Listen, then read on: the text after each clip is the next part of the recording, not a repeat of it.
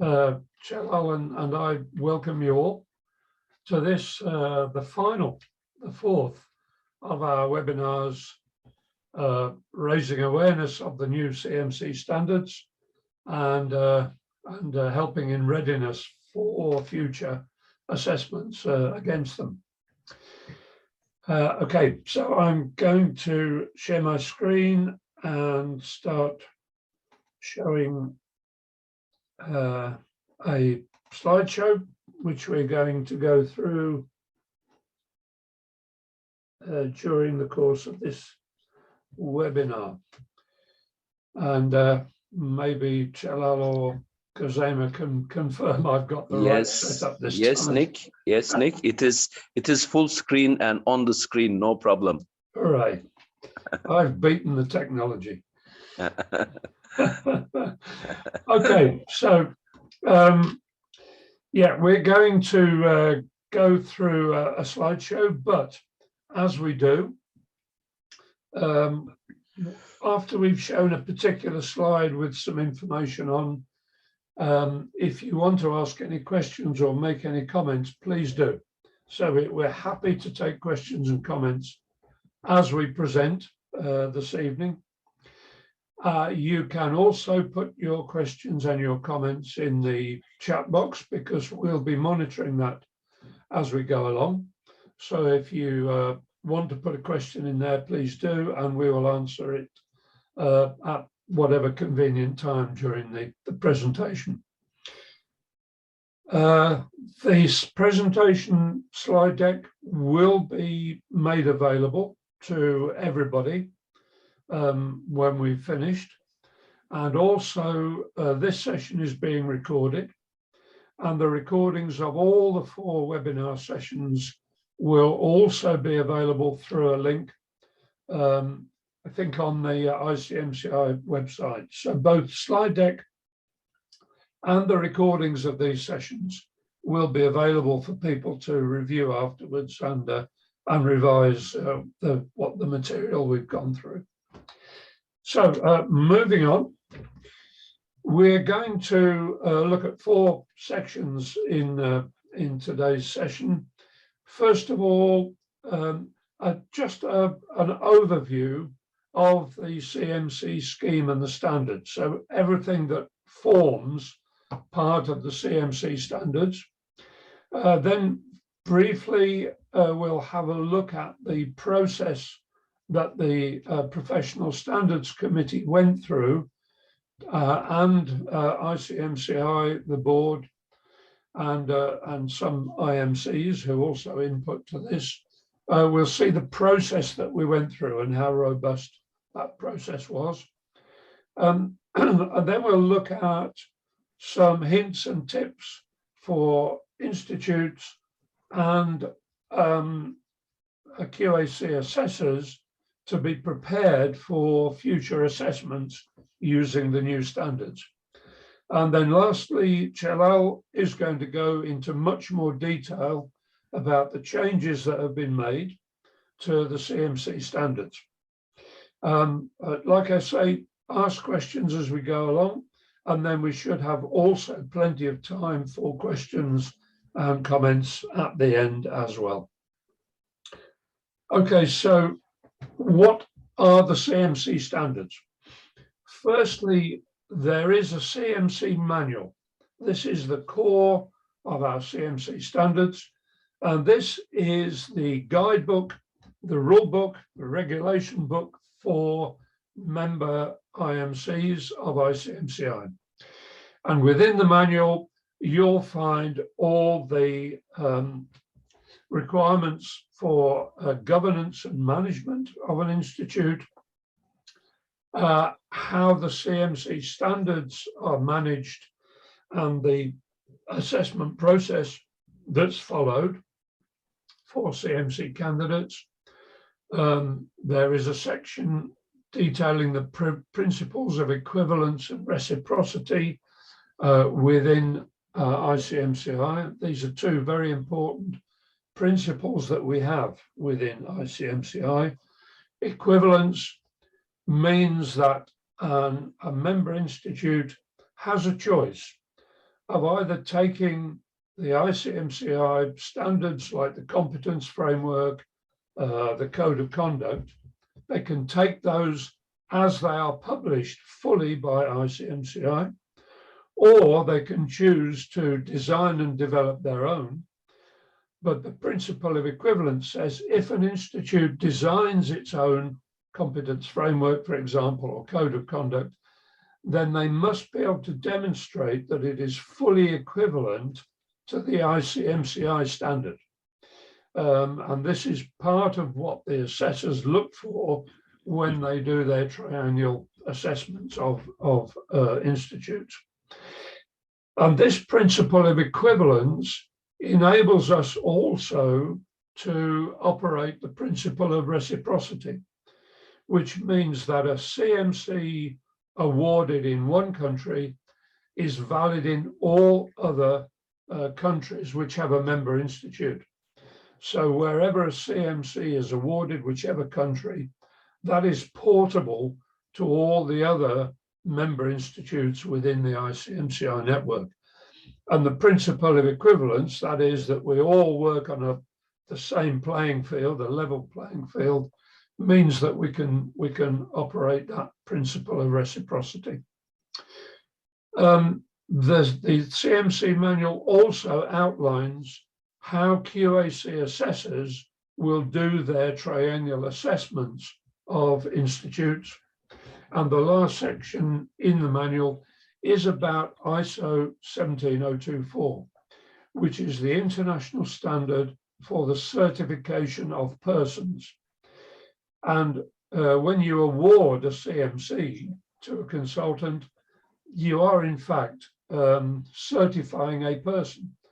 So that is done according to the guidance in our manual. It's also done according to ISO 17024, because our CMC manual is actually mapped to that standard. So following the manual also means that an institute is following ISO 17024 in the certification of its consultants to CMC. And in fact, that could be extended to any certification which the institute gives. Maybe they run other training and certification programs. So 17024 would apply to those as well. And there is the opportunity for member institutes to be accredited by ICMCI to that standard. ICMCI is a self-authorized accreditation body conforming to the ISO standard 17011, which is the standard for accreditation of certification bodies. And ICMCI is in a position to accredit member institutes against 17024. And in fact, 2 or 3 institutes are already accredited by ICMCI for that. So that is the content of our CMC manual. I'll go quickly on to look at the appendices to the manual. And there are 2 types of appendix. One type is the standards. And these are, again, sort of regulation documents that go together with the manual. The first of which is our CMC competence framework, which has been recently updated and what is one of the subjects of this webinar. The other is the matrix of preferred and acceptable assessment techniques, which is the table of techniques, methods that institutes can use to assess their CMC candidates. And those are the acceptable techniques and the preferred techniques are laid down in that matrix. The third document you see is the code of conduct, which again has been updated in a new form. Fourth document is a common body of knowledge. And this is basically a catalogue of topics that one would expect a CMC consultant to have some knowledge of. It's if you like, it can be used by an institute to indicate the sort of things that they would want to build into training courses, or to ensure that any agency that they accredit for training, these would be built into their prospectuses of training. So it's a document that an institute can use to identify all of the subjects that a consultant should be aware of. And obviously then behind that, you can identify the reference works that can be used to learn about those elements of knowledge. And the last document you see noted here are the additional prerequisites. This is things to do with educational qualification and length of experience as a practicing consultant that must be shown by a CMC candidate before they can even be considered for assessment. So those appendices are the standards. There are some other appendices which are more like guidance documents. There is a background explanation of the new competence framework that describes the principles and the philosophy behind it in a lot more detail. There is an overview of the competence framework, which is just a one-pager that gives the overview of what's in the competence framework. There is a PowerPoint introduction presentation that an institute could use for CMC candidates when they are maybe considering going for CMC assessment. So that outlines the process. There is a document called the glossary, which is a list of the terms that we use within our CMC standards and the definition of what they mean. Now, there's not many definitions in that document at the moment, but it is going to be extended and developed over the coming weeks and months to include all the terms that we feel we need to define carefully so that there's no misunderstanding about the terms that we use. There is a document which describes the general requirements of the ISO standard 17024. This is a document that would be useful to institutes who are considering getting accredited by ICMCI against the standard, because it gives you a lot of detail about what you need to put in place and how you should approach the certification. Two other documents which explain a couple of the new elements of our code of conduct. Firstly, a guidance document, or a link to a guidance document on the UN Sustainable Development Goals. These are now a key element of our new code of conduct to do with societal responsibility, environmental responsibility, and so on. So there's a guidance document link there, and also a key to our updated code of conduct is anti-bribery, and there is a guidance document that's been put together which gives guidance to consultants and institutes on the ethical process of winning consultancy assignments. I'm going to stop sharing for a moment, and I'm going to let Kuzema show you where you can see those documents on our ICMCI website, and then we'll take any questions you have about what we've presented so far. Hello, everyone.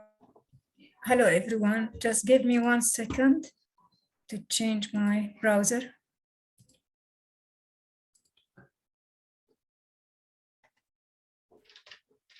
Okay.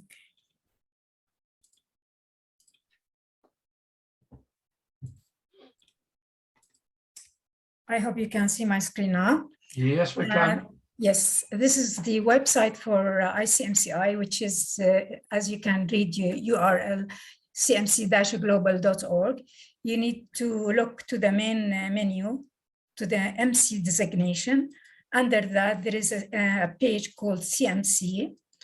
If you click on that page, you go down of this page to the part related to appendices and all supporting documents that Nick just briefed you about it. You can download copies of the updated documentation, which is effectively starting October 2022. So this is all the documents that Nick just talked about. Thank you, Kazema. Okay, do we have any questions so far on what we've presented, or any comments?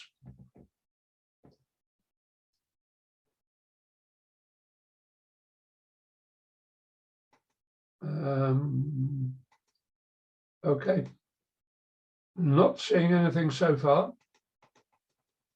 So let's carry on. So if you'd like to stop sharing, Kazema, I will start again and hopefully be able to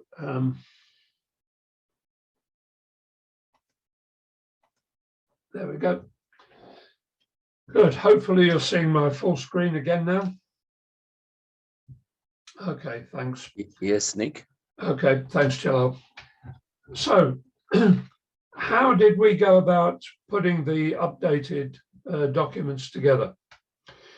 Well, first, I have to say that we took as a basis the existing scheme documents, the manual, the appendices that had been produced and published in 2014. Why did we take those documents as the basis? Well, because they're still very good.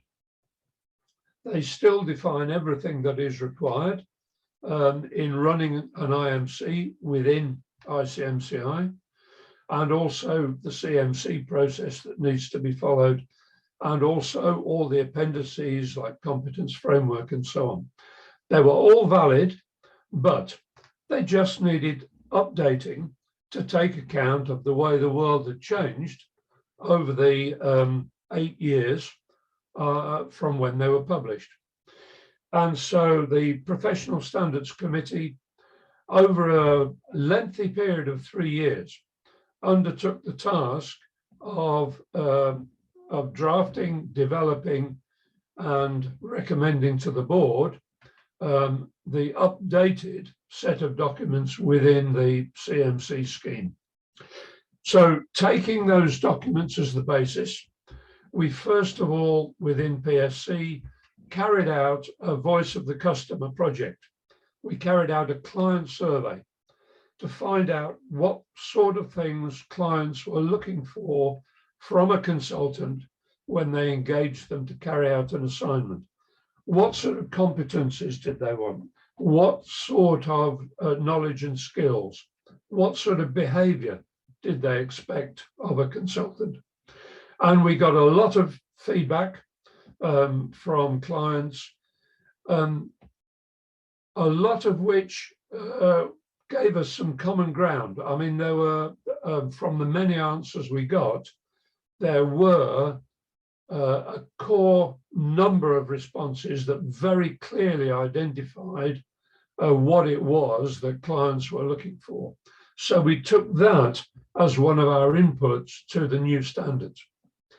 We also looked at standards and codes of conduct and frameworks from other similar institutions like ours to see if there was anything that we could usefully take from those.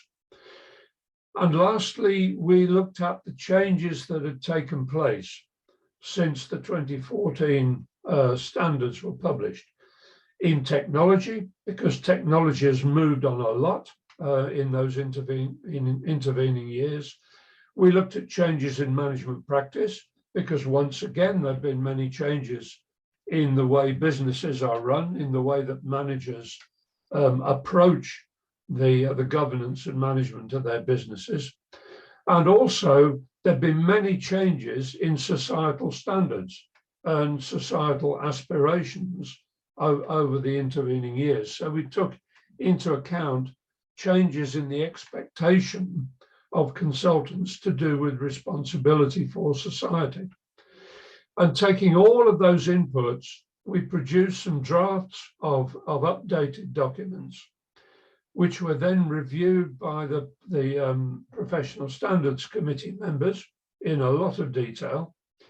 The drafts were updated with the feedback we got, and they were submitted then to IMCs in the field for their comments as well, just to make sure that we were very transparent in our process of developing these documents. We got feedback from IMCs and were able then to produce the final versions, which were submitted to the board for their approval.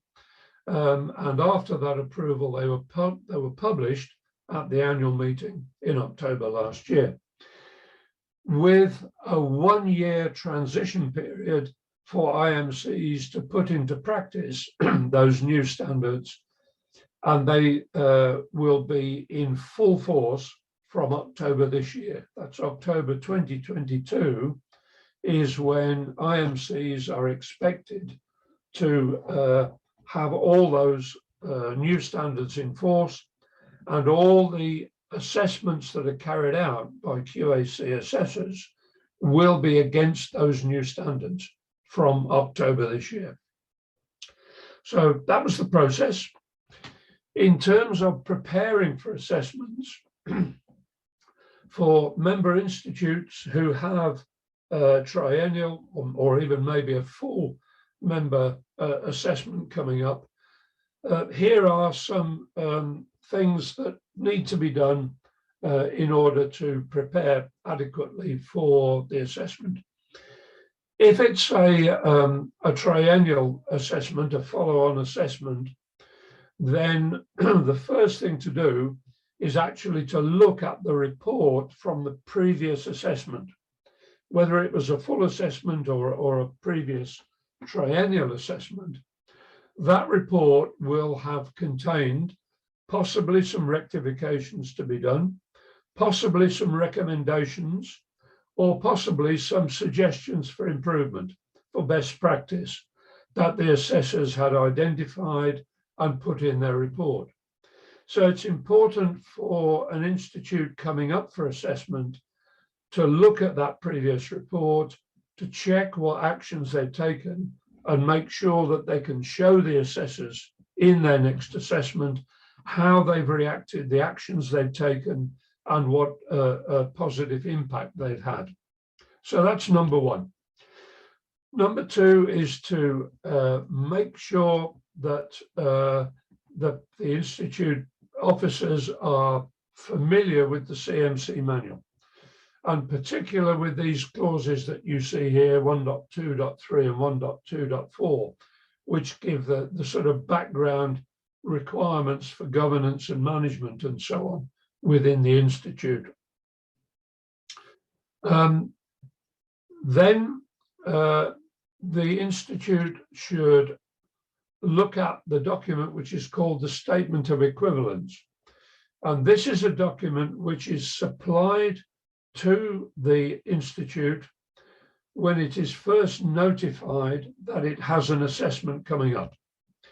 So it's one of the two documents that an institute gets sent in advance for them to start completing to show the assessors when the assessment starts.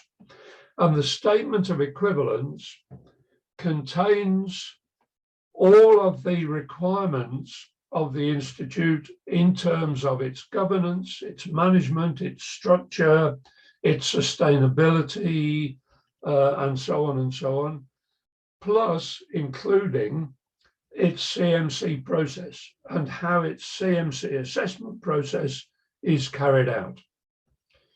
And the Statement of Equivalent, the contents of it, is exactly the same as the assessor's assessment checklist that they will use when they come to do the assessment of the institute. So whatever the assessors are going to ask, all the topics they're going to cover, you will find within that statement of equivalence document. So it is a complete guideline for an institute to get itself ready for assessment. So you need to study that statement of equivalence and do a gap analysis between what it requires and what you have in place. And then obviously develop and put in place corrective actions to make sure that you can answer all of the questions and the topics that the assessors will cover. Again, of course, there will be a need to study the updated documents within the standards, the competence framework, the table of assessment techniques, and the code of conduct to make sure that your CMC assessments and your institute's code of conduct fully comply with those new updated documents. That you are assessing your CMCs now against the new competence framework, that you have in place in your institute a code of conduct that is fully equivalent to the one that's published by ICMCI. So that's work that needs to be done. I mentioned that you get two documents when you get a notification of assessment, the statement of equivalence, which I've spoken about, and the other document you get is the Institute Basic Facts document. And this is where you provide the assessors and ICMCI with the data about your institute, the name, the contact people, who hold the who are the officers, who holds the responsibility for the CMC assessment process, etc., etc. There's also information in there for you to give the assessors, firstly about the challenges that your institute may be facing, and secondly about the best practices that you believe you have in place in your institute as well. So this basics fact document is something that you provide the assessors with to give them a picture of what your institute is like. The basic data plus information about the if you like, the environment in which you're operating and what challenges that gives you, and also the best practices that you have in place to make your institute successful. So that's the preparation. There is also a list of sort of standard documents which the assessors would like to see in advance. And these are things like statements of account, the constitution document, and so on and so on. Quite a list of the documents, and you get that list as well when you get the notification of assessment. And the assessors would like those supplied to them in advance of the assessment to give them a chance to do a review, to read through them and to review them. This means that they can then tailor the questions that they want to pose and the things they want to look at, and gives them an opportunity for going into more depth than they would if they came on the assessment and then had to start looking at the documents and getting the facts. So that list of documents to be sent to the assessors in advance so they can do their review and tailor their assessment according to what they find. That's the other evidence documents for you to send them. Then, of course, once all of that's done, the assessors will agree an assessment plan with you, who they're going to meet online or on site, whichever type of assessment it is, what interviews they want to carry out. You agree with them the CMC candidates that they're going to interview to see how they've gone through the process, and so on and so on. And then finally, of course, you agree the dates for when the assessment will take place. And then the assessment's carried out and the assessors provide a report, which you get a copy of and have the opportunity to review, to read through, and agree before it comes back to the Quality Assurance Committee for their review, and then, if successful, a recommendation to the board for continued full membership. Well, that's the process for an IMC. In terms of QAC assessors, and I'm not too sure how many assessors we've got online with us in the webinar tonight, but for those of you that are, obviously things that you need to do to prepare is to ensure familiarity with our QAC reference guide and assessment process. Those are our two key documents, which give very comprehensive guidelines for how an assessment should be carried out.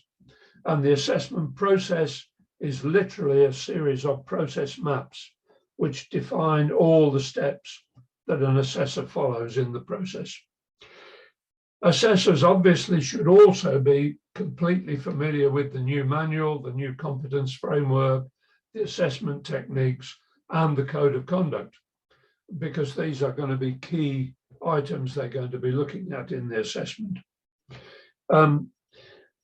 When ICMCI, through the Secretariat or Quality Assurance Committee, informs an institute that it has an assessment coming up, the assessors who've been nominated to carry out the assessment are also informed, and then they have the opportunity straight away to get in touch with the institute, to make contact with the people they need to liaise with, and to talk about the documents that they're looking forward to getting, like the basics fact document and that list of other documents that I mentioned.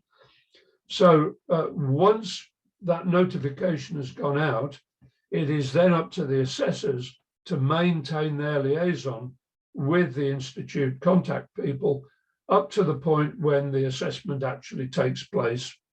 And they will do their read review of the documents they're provided, and having agreed the date, they will then obviously carry out their review using their assessor checklist, and a lot more besides, to get into the depth of the institute and get a full understanding of how the institute runs and how it carries out its CMC process.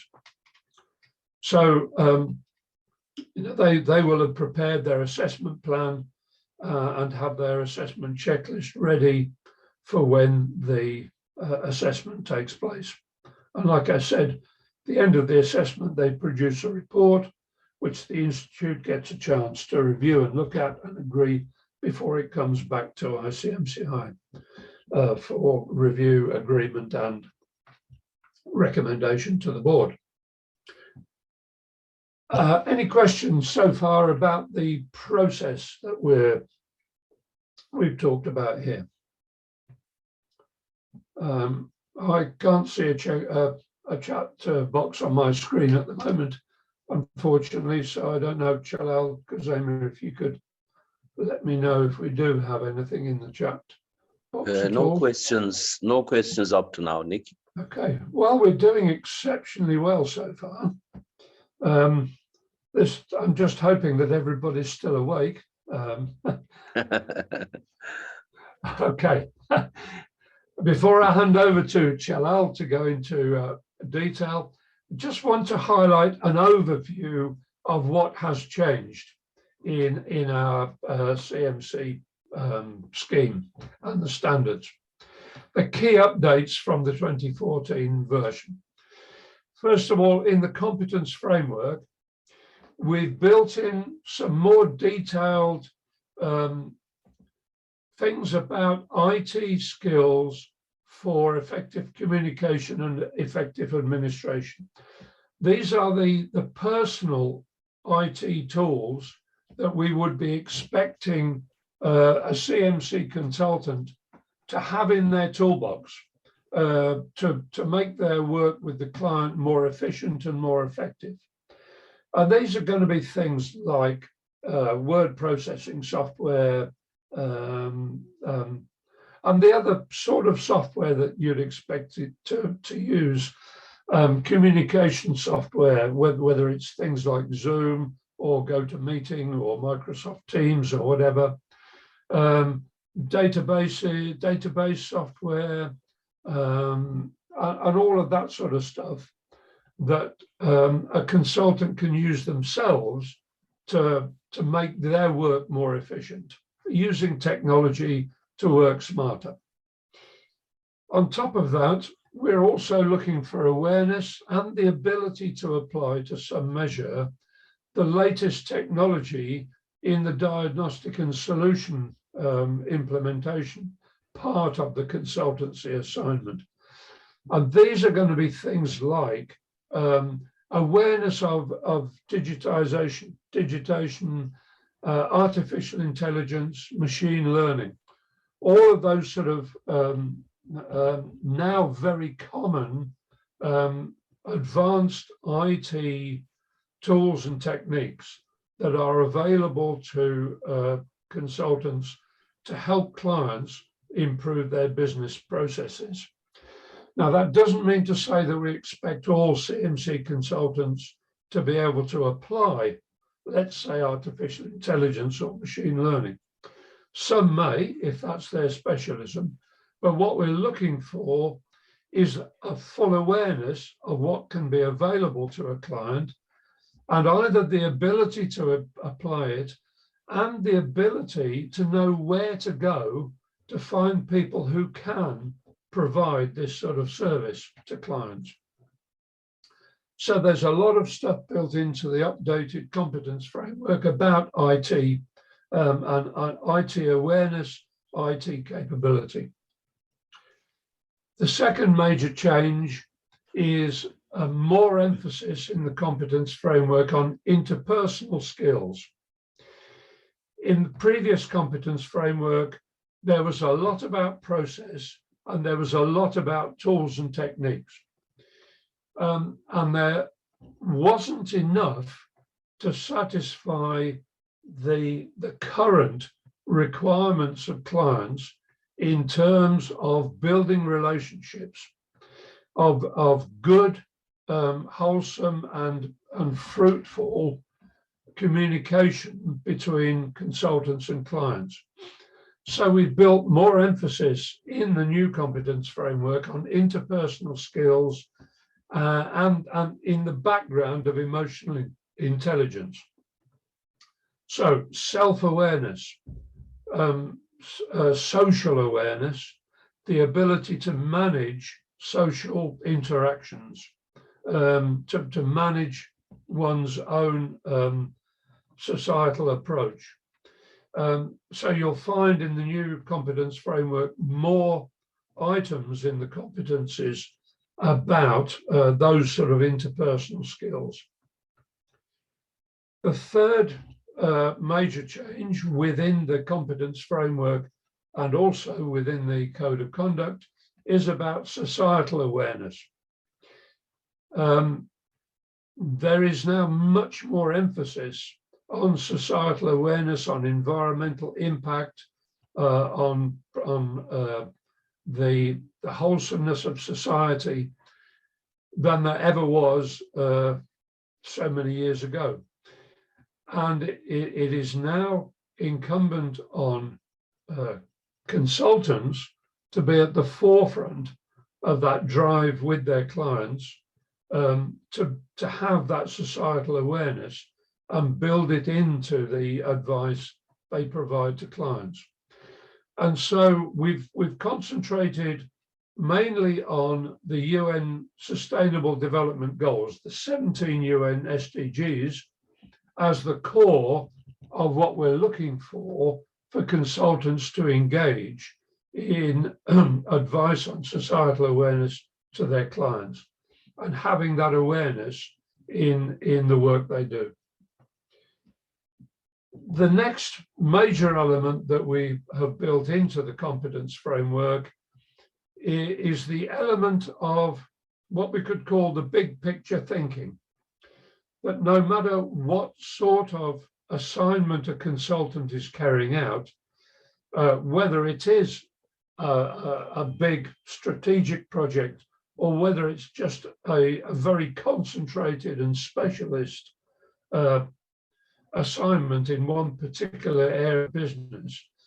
We want CMC consultants to have the ability to think holistically when they're carrying out an assignment.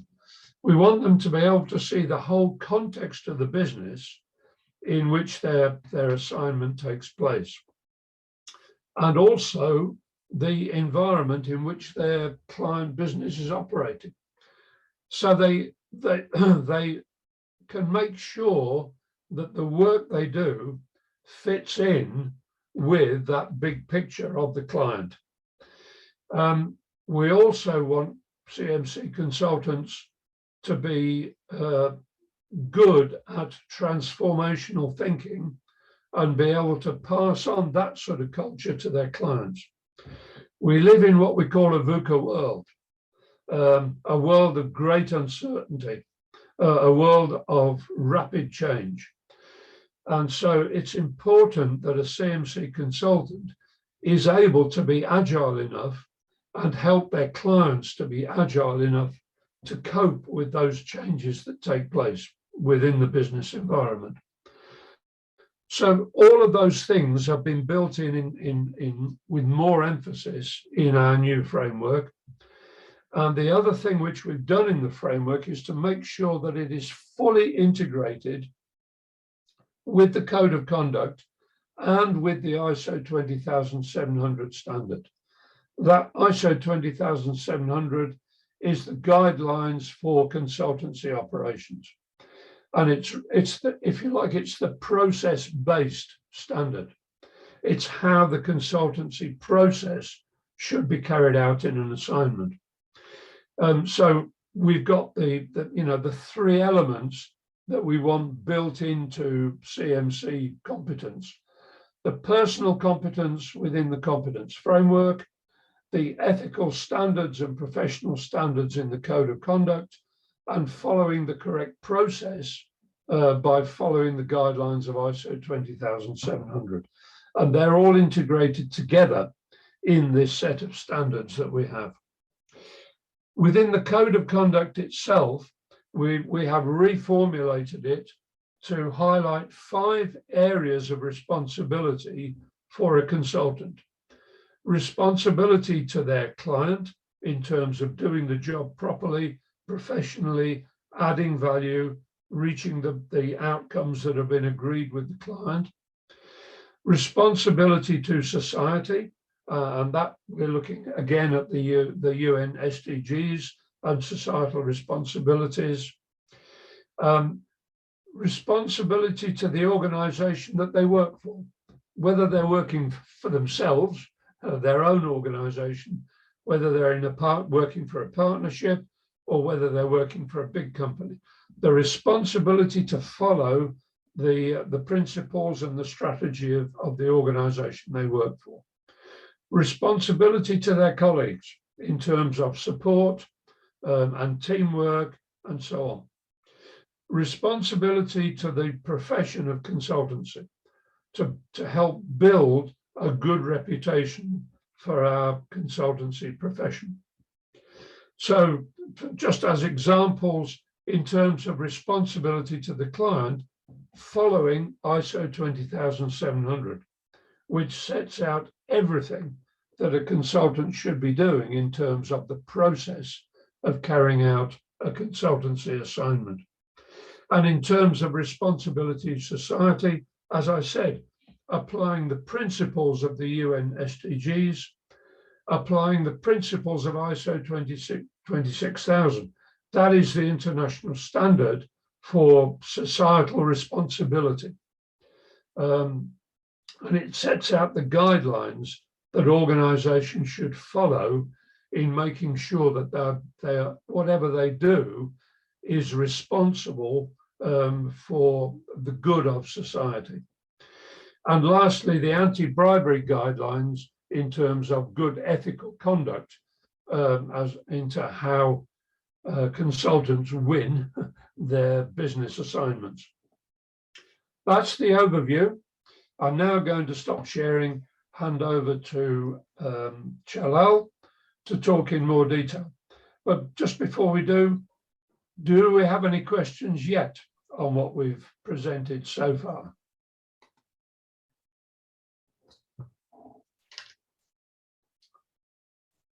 Okay. Yes, Not sorry, seeing anything, Norma. but Norma? Norma, you have a comment or a question. Hello. Yes, my question. Thank you very much. Very useful to see the updates. And what I wondered, you talked about emotional intelligence and the importance of encouraging that. Are you recommending any tools? Are you identifying that the Institute should identify tools for building that emotional intelligence or making the consultants more aware of some of their personality psychometric capacity tendencies? Yeah, okay. Well, we're not recommending anything in particular, Norma. But we would like, obviously, we would like institutes to look at the sort of material that is available in their own culture for these things. And there is a lot of information available. Now, we are certainly not requiring that institutes or CMC candidates should be doing psychometric testing and personality profiling and so on, although that would be useful. But it's not a requirement within the competence framework or the code of conduct. But it may be useful in some instances. But what we are looking for in terms of how CMC assessors assess their CMC candidates is that they do have that awareness of emotional intelligence, that they do have an awareness of how they need to be aware of themselves, how they have to recognize what their natural behavioral pattern is, what their preferred way of working is, and that they also have that capability of identifying that within their client organizations. So it's not a question of saying, you know, you will do testing, you will go through all the textbooks of emotional intelligence, but it is that awareness of social interaction and the ability to build good working relationships with clients and with fellow consultants. Yeah. Okay. Any other questions anywhere? Okay, good. Jalal, over to you. Okay, thank you very much, Nick. Now I will continue from the point where you handed over to me. Slide number 9, then I will continue with slide number 10. Can you see my slide in full screen mode? Yep. Okay, good. So, hello everybody again. Good morning, good afternoon, and good evening, if it is relevant to anywhere where you are living. So now I will continue with the competence framework with some kind of overall understanding, and also highlighting some key aspects and providing some examples of detail. But the full details, as you know, are available on the website. So let's have an overall look at the competence framework. With this figure, we see that the competence framework consists of 4 main sections or 4 main overall subjects. And they are business insight and aptitude, practice capabilities, consultative behavior, ethics, and professional conduct. So as you see, these 4 dimensions highlight the concepts linked to the business, concepts linked to the practical capabilities of the consultant, and another dimension having contents with emphasis on consultative behavior, personal behavior and capabilities, and the other one, the last but not the least, the ethics and professional conduct. So in the business insight and aptitude section or chapter, whatever we call, we have the details or expectations from the CMC candidate to be able to focus on the client specialism and sectorial knowledge.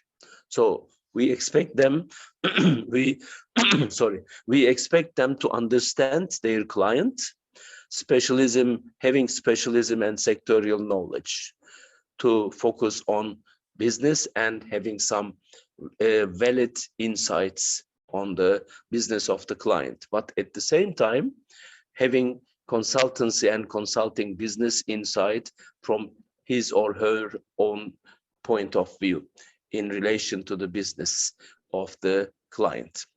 The next one is practice capabilities, which are directly related to assignment, the subject, the area of consultancy service, engagement management methodologies, and also consultative capabilities.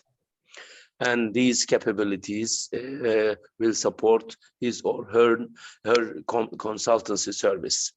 Then the behavior will include personal capabilities and personal behavior.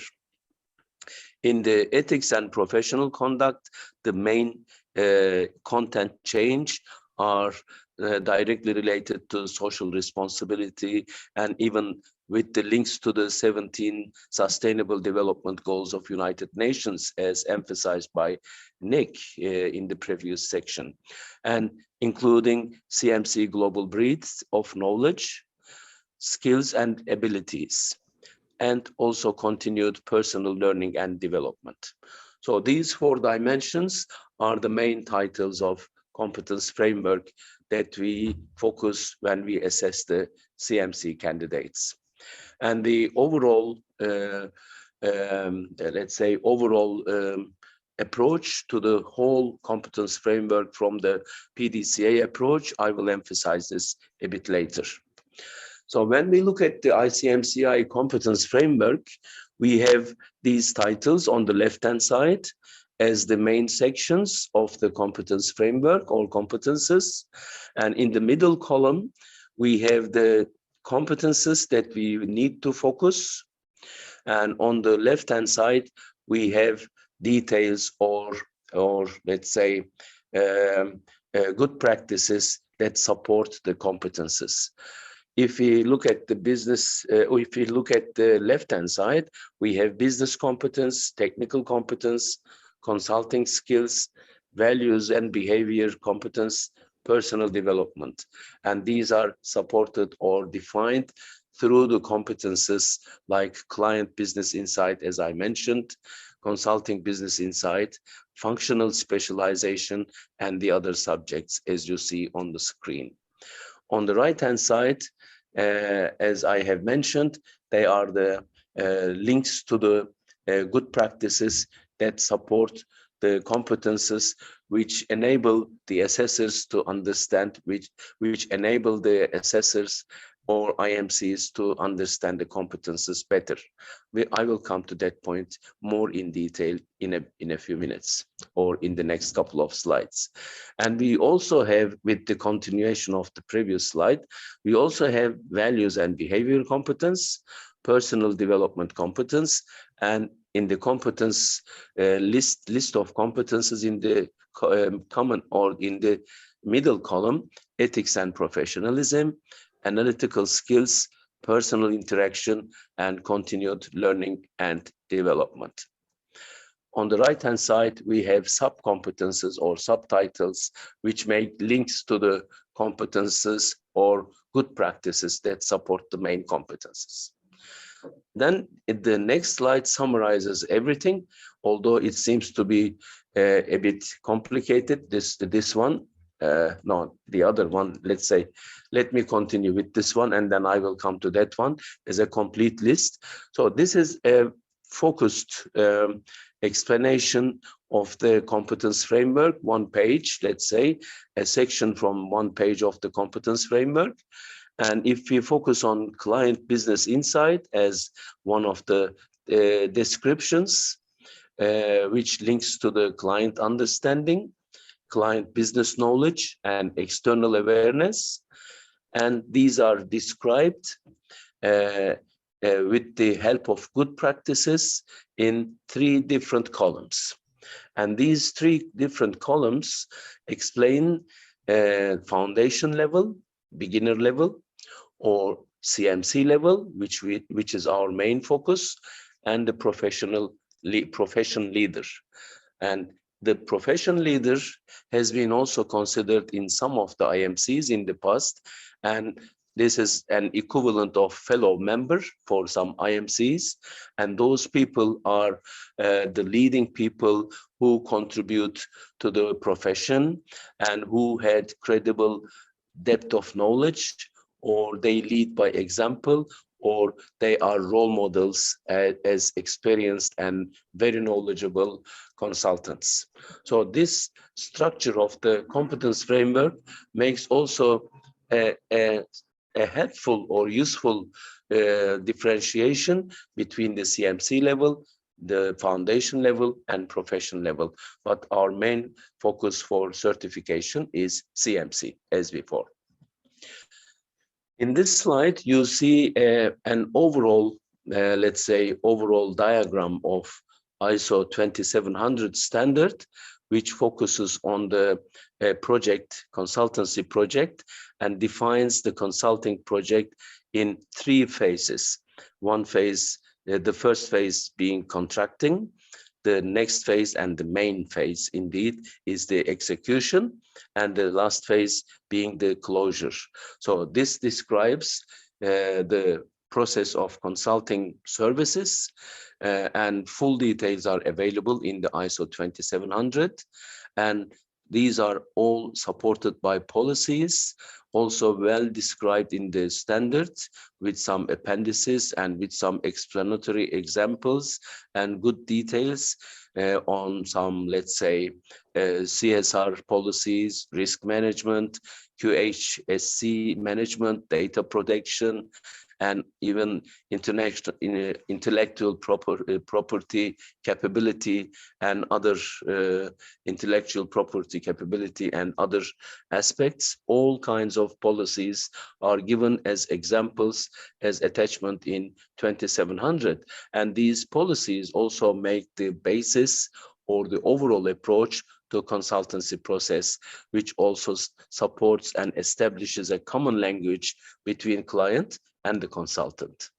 And in the second half of the slide, you see the main steps or main contents of each phase, like contracting, including services and deliverables, approach and work plan, etc., etc.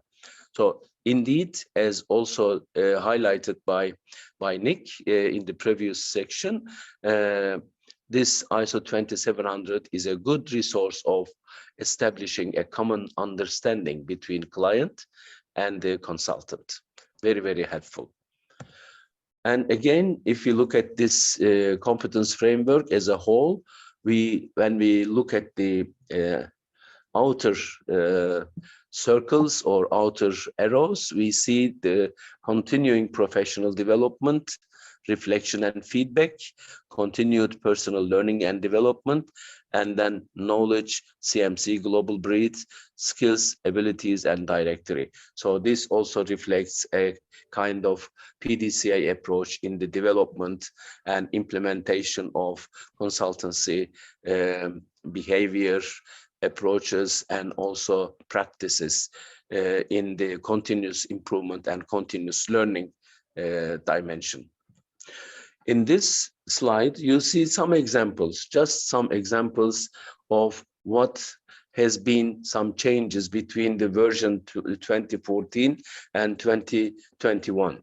So for example, the overall structure, overall content, let's say, is almost the same character, the same, let's say, content, but with the updates related to transformational thinking, with the highlights on IT skills and social responsibility and other subjects that were highlighted by Nick. And if we give some example, technical competence have been moved to client specialism and sectorial knowledge, and also some example from personal development competence. It moved to personal behavior and similar subjects or competences in new numbering or new orders in the competence framework. And the comparison tables and similar information are available also in the documents on the website. So in this busy slide, this was what I meant a few minutes ago. And in this busy slide, and don't try to read all the details on the right-hand side, but I will just focus on the key messages. In the middle column, we have 24 competences. This is the main focus of assessment. This is the main focus of certification. And we also emphasize the word or the concept assessment. These 24 competencies are the basis of assessment. We are not doing an audit. We don't need a checklist, and we do assessment of the candidates for CMC label. And we focus on this middle column, and you may ask, what is the use of the right-hand side column? The right-hand side column includes the good practice examples or good practices that support the middle column. So they help us to understand, to identify, to assess the middle column. So we focus on 24 competences. Left-hand side are the grouping of them or the main sections that include these competences. So applying the principles of equivalence, just to highlight some key points, ICMCI's policy is that the ICMCI CMC standard is at a relatively high level, while at the same time leaving a significant degree of freedom to member countries, the IMCs, in the detailed specification of their nation CMC standards. So this takes us to the concept of equivalence. And equivalence, as also highlighted earlier by Nick, is a key concept used for assessing compliance with the ICMCI CMC standards. So it is the concept which establishes or ensures compliance with ICMCI standards. And ICMCI respects the historical, local, regional, cultural, and legal diversity of its members. And it is richness, it is a reality. So ICMCI respects it and understands these diversities. ICMCI fully accepts this diversity with certain defined limits, of course, in national CMC standards and procedures in reflection of these valid differences. But the core, the main definitions, the main aspects are expected to be in line or in compliance with the ICMCI standards.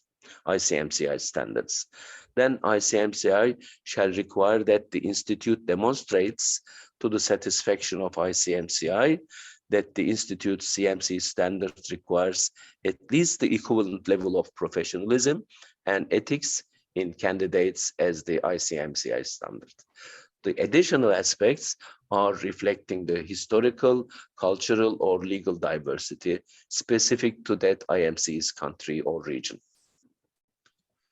So taking the right approach to assessment, I think this slide is, I'm sure Nick will also support me, this is one of the most important slides that we want to share with you, the messages, the key messages with this presentation.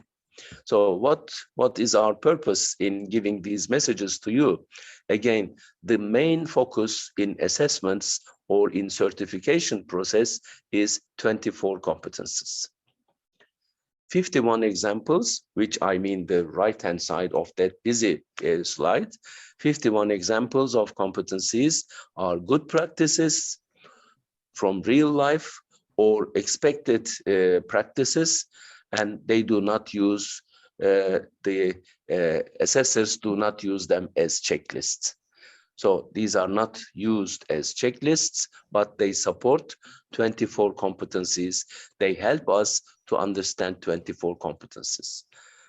And it is also good that these good practices are also divided into 3 groups, which link to foundation level, CMC level, and the professional leader level. And when we focus on those levels, we will see the difference of maturity, difference of knowledgeable and professional level, and we will see the differentiation between these levels. Then understanding the big picture. This is also emphasized before, and I just mentioned with some different words, let's say a little bit more detail. Big picture, we mean big picture, we mean with big picture the ecosystem of the client, the external environment of the client. And in some trainings, in some other environments, I have already used the word galaxy. So a good consultant is expected, or a CMC consultant is expected to understand the galaxy of the client. Who are the other stars? Who are the other satellites? And who are the other key players and the stars in the ecosystem? And what is the interaction between these? And what is the position of the client? And even this position and interaction are not stable, they are dynamic. So ability or capability to understand the ecosystem of the client is a key issue from our point of view. And the candidate should demonstrate that they are able to understand the ecosystem of the client. Ecosystem, as you know, includes the stakeholders and even the key stakeholders of the client organization. And who are these stakeholders?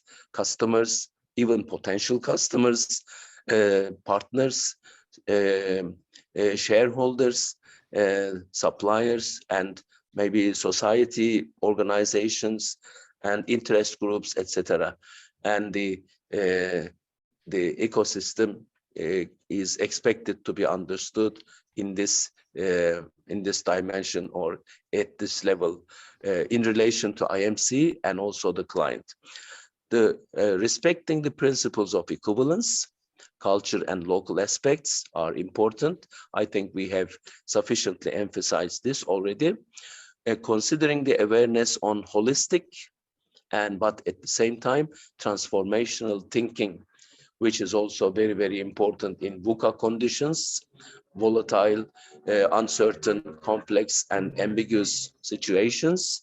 And UN SDG is also another subject which is very, very fastly emerging in these days. Many, many organizations are establishing UN SDG related departments, sustainability departments, and defining processes related to those. So the CMC candidates are expected to understand these concepts and make links to these concepts with their own consultancy service.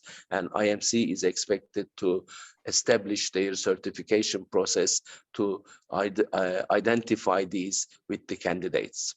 Taking integration with the code of conduct and ISO 27700 into account, then the combination now with the new version of the competence framework is code of conduct, ISO 27700, and the competence framework, CMC competence framework. CMC competence framework is focused on the consultant. ISO 27700 is focused on the process of consultancy service, and code of conduct is focused on the ethics and behaviors. And remembering the key dimensions of CMC competence framework, as I have already mentioned, and I will not repeat those 4 main sections, and the emphasis on the new concepts such as IT skills, awareness of or ability to apply latest technology. Of course, we don't expect them to be experts in latest technology, like in the example of emotional intelligence, but to be aware of the concepts about those, to be aware of the tools and techniques of the last technology, and being in correct and sufficient capability in making the partnership and communication and collaboration with the client. and interpersonal skills and emotional intelligence already highlighted. So I think this slide has been a final and good summary of our messages to be shared with you. Thank you very much for listening. And that was the end of my part. And we are ready to listen to your questions.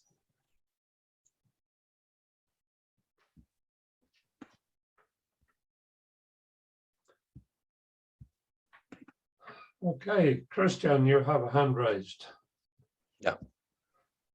Okay, thanks so much for all the explanations. I think they were excellent.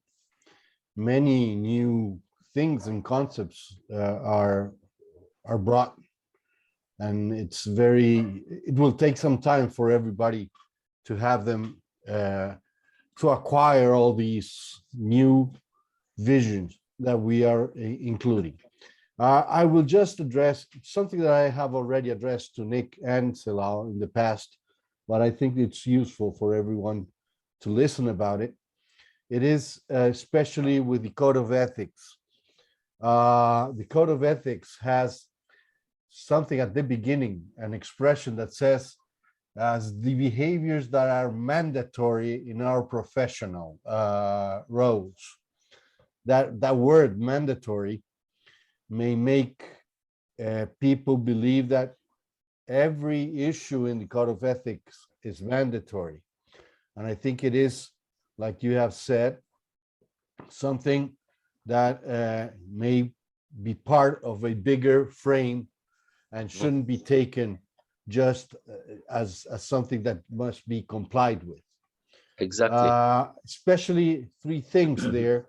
We reference to three organizations inside the Code of Ethics and the standard itself.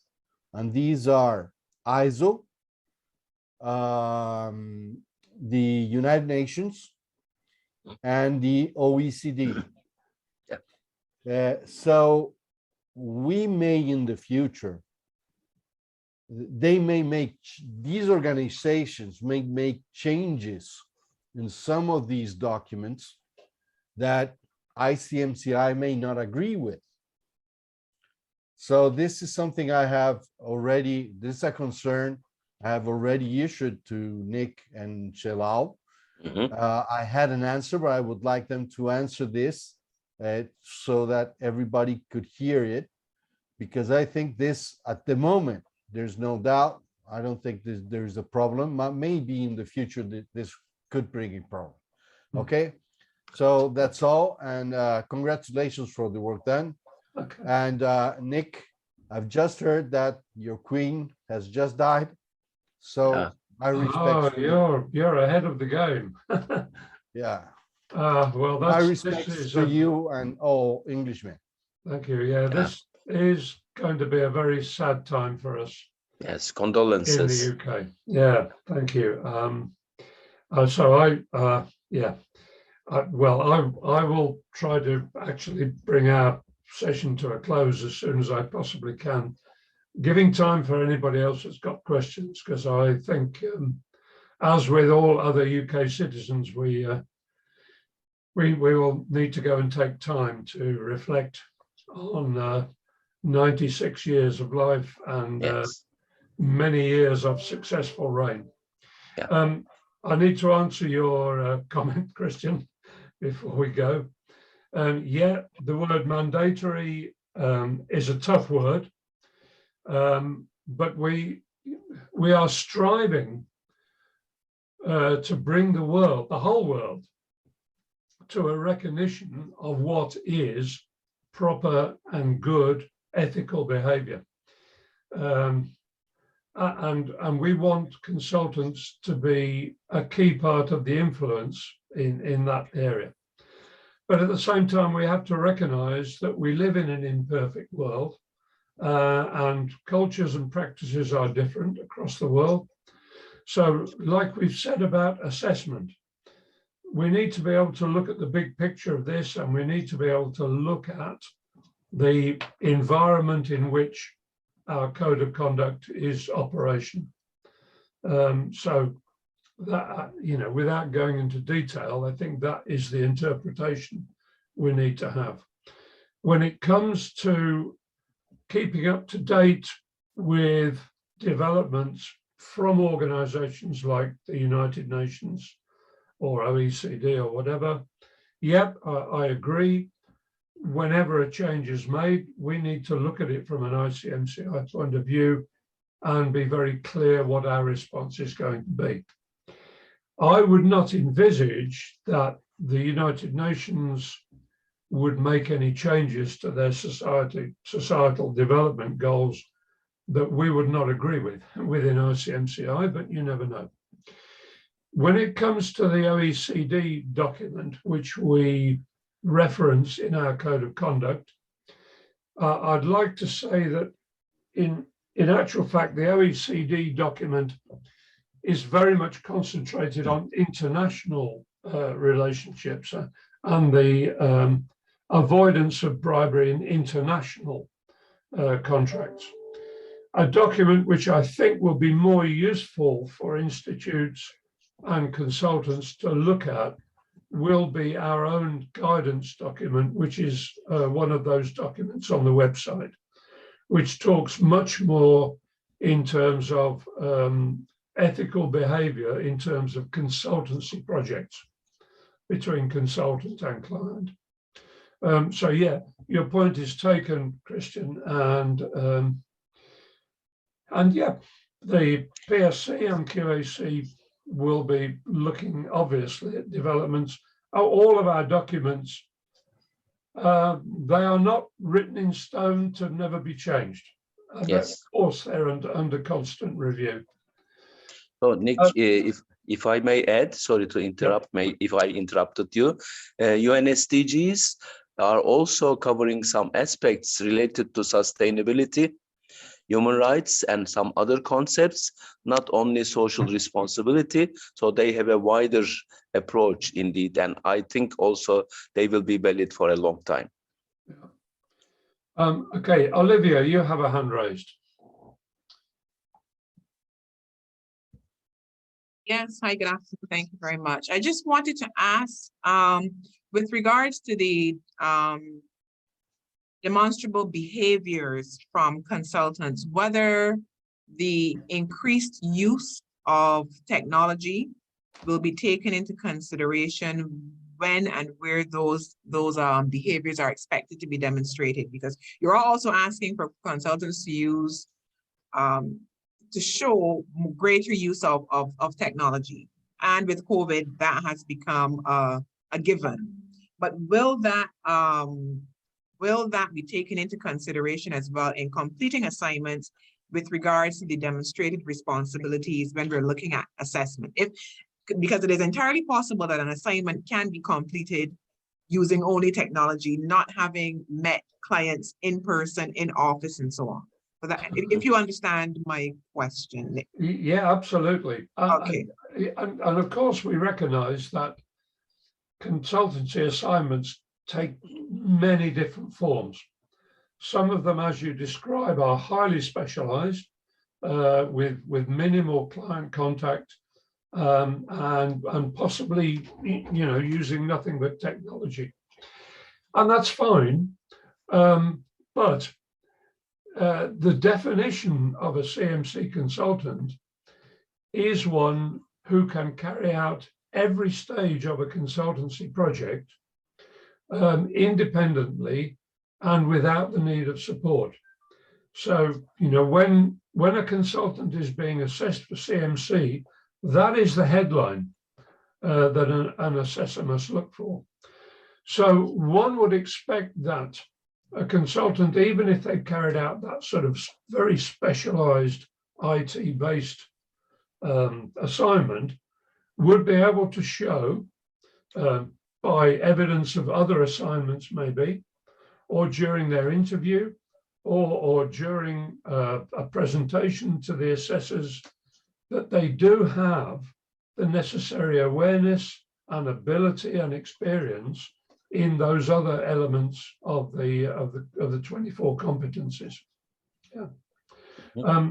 What an assessor is looking for when they assess a CMC candidate really is do I believe that this consultant can be trusted to carry out an assignment for a client independently, provide value, give the required outcomes, behave ethically and professionally?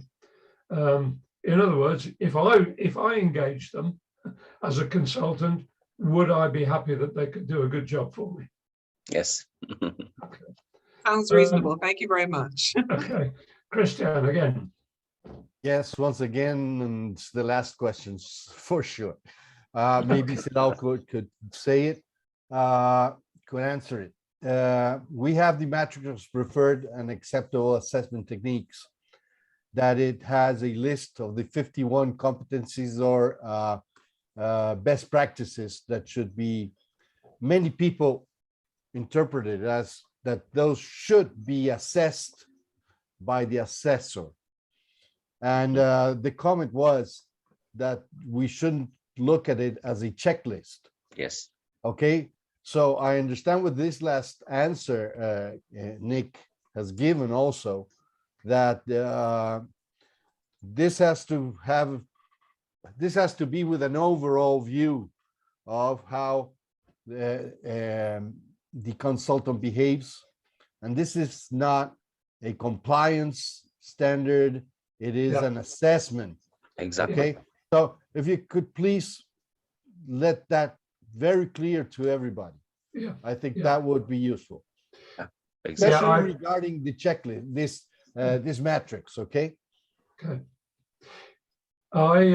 Thank you for that comment, Christian. And we do recognize that we need to ensure that our assessors, whether they're CMC assessors within institutes or they are QAC assessors doing their triennial assessments, follow this culture of assessment, because that's what we're looking at. We're not into tick the box exercises in detail. We are looking at overall assessments to say, are we satisfied that a CMC candidate can do the job properly? Do they have all the competence? Do they have the ethical behavior? When we do a triennial assessment of an institute, are we happy that this is a healthy institute that's well governed, well managed, and follows a good, robust CMC assessment process? Yes, again, the main focus is the 24 competencies and the 51 examples of good practices should not be taken as checklists. And as Nick has mentioned, the overall conclusion is the reflection of the assessment approach, indeed, not as a checklist approach. This is indeed the key message that we want to share with you all, and at the same time with the assessors and the IMC representatives in the same time at the same platform to support our transparency. Okay, thank you, Chalal. Okay, well, if there are no more questions, then it really just remains for Chalal and I to say thank you very much for your attendance. Thank you for your questions. Thank you for your attention. And to remind you that these slide decks will be made available, and also the recordings of all 4 sessions. There will be a link on the website so you can listen to them again. And lastly, that Chalal and I and the members of our committees stand ever ready to provide any other assistance or advice that IMCs or assessors look for as we approach the day when everything changes and we start assessing against our new standards.